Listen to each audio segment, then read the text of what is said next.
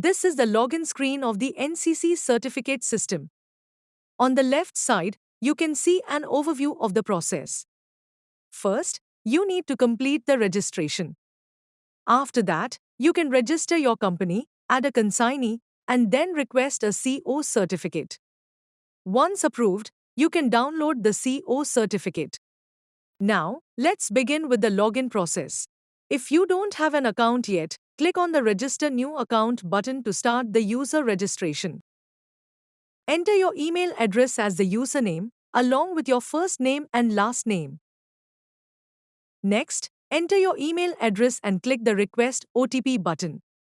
A confirmation pop-up will appear to verify your email address. If everything is correct, click OK. Check your email for the OTP code, then go back to the registration page, enter the code, and click Verify to proceed. Next, enter your phone number without spaces using only 10 digits. The system will ask you to confirm your phone number. Click OK to proceed. You'll receive an OTP via SMS.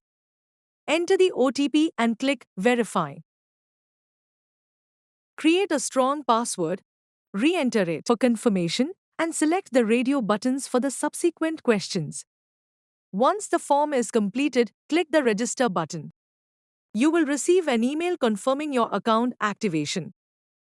Open the email and click the URL to activate your user account. This will redirect you to the login page.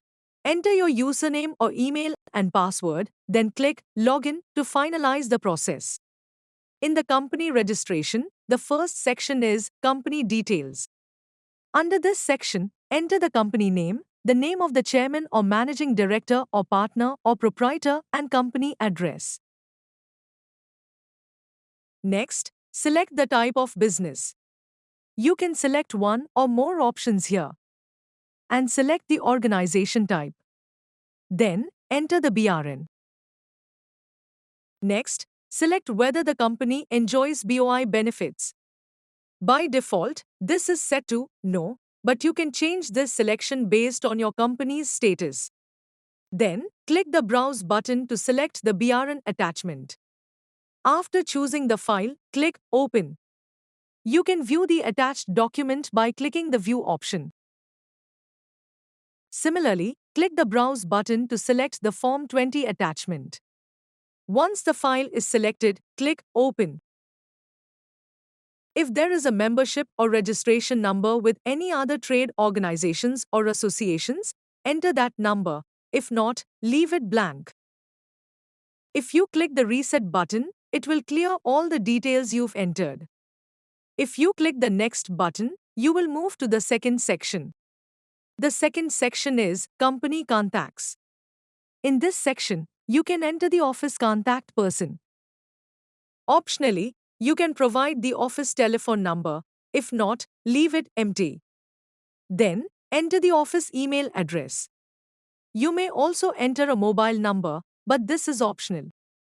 Next, enter the factory contact person's details. If desired, you can include the factory telephone number or leave it blank. Enter the factory email address and provide the factory mobile number or leave it empty. If you wish to return to the first section, click the Back button. Once you've completed this section, click the Next button to proceed to the third section, titled Company Process. In this section, enter the details of the manufacturing or exporting items along with the relevant HS numbers. Then, select one or more exporting countries. Next, enter the details of the raw materials used in manufacturing, specifying whether they are locally sourced or imported. Once you have completed this section, click the Next button to move to the fourth section. The fourth section is Details of the officer authorized to sign COOs. Here, enter the officer's name and designation. If needed, you can also provide their telephone number or leave it blank. Then, enter the email address. Optionally, you may enter a fax number or keep it empty. To attach the officer's signature, click the Browse button. Only PNG files are supported, and the background should be transparent. If you need guidance on making a PNG background transparent, click Read More to watch a YouTube tutorial. Once your PNG file is ready, click OK. Then, select the file and click Open. You can view the attached sign by clicking the View option. If you need to attach a company stamp, click the Browse button, select the file, and click Open. You can view the attached stamp by clicking the View option. Once all details in this section are completed, let's move on to the fifth section, details of the officer authorized to submit and collect COOs. Here, enter the officer's name and address. If needed, provide a telephone number or leave it blank. Then, enter the email address and if required, add the fax number. Once all details are entered, click the Next button to proceed to Section 6. This section is optional and is titled, If the certificates are submitted and collected by an authorized forwarding agent. If applicable, enter the agent's name and address. You may also provide a telephone number, email address, and fax number, or leave these fields blank if not required. If you need to add another authorized person, click the Add New button to include their details. To remove it, click the Close button. Once all required details are completed, click Next to proceed to Section 7. In this section, ensure that all required fields are completed before signing the application. Next, enter your name and designation.